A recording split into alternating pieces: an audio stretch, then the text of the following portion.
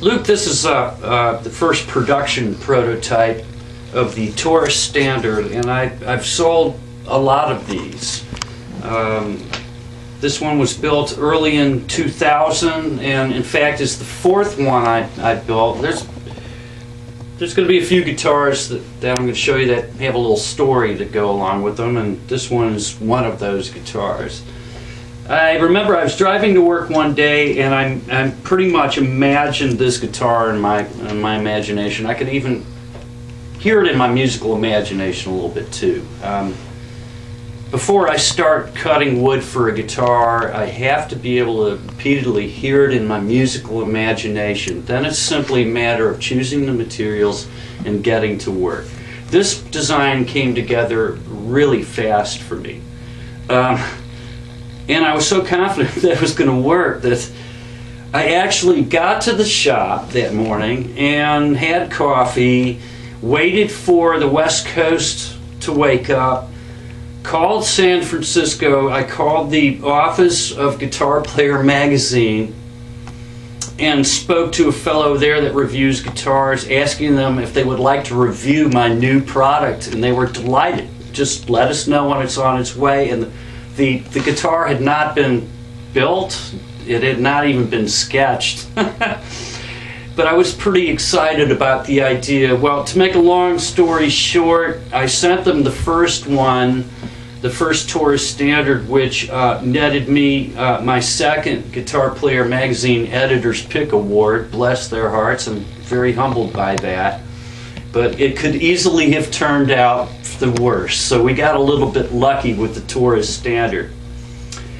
When I got the prototype back from them, a friend of mine who was at the time the lead guitarist for the Black Crowes, an outstanding guitarist by the name of Audley Freed, played the prototype and immediately ordered one. So he got the second one, and it toured with the Crowes for a good while, and there's some YouTube of him playing it. Then I met Jimmy Page. Jimmy played the prototype. Jimmy had to have one, so of course I accommodated Jim. Jim got the third one ever made. And then I built this guitar that I have in my lap. And I made little refinements, tiny refinements as I went. And the guitar that I'm holding now is exactly the same specifications wise as the ones that I make today, 10 years later. It's been a good product for me, Lou. It is fitted with many of the standard features you've seen from me thus far during this tour: the one-piece genuine mahogany back and neck, the 25 1/8 inch East Indian rosewood fretboard, the figured maple top.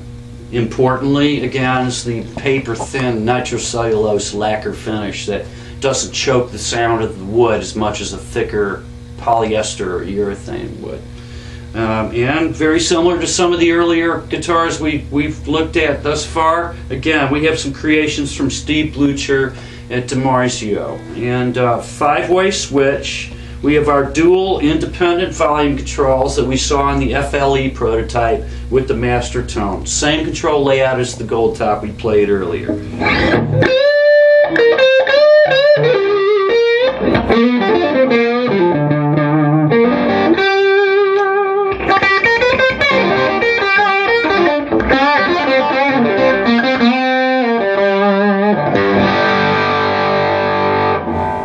That's it.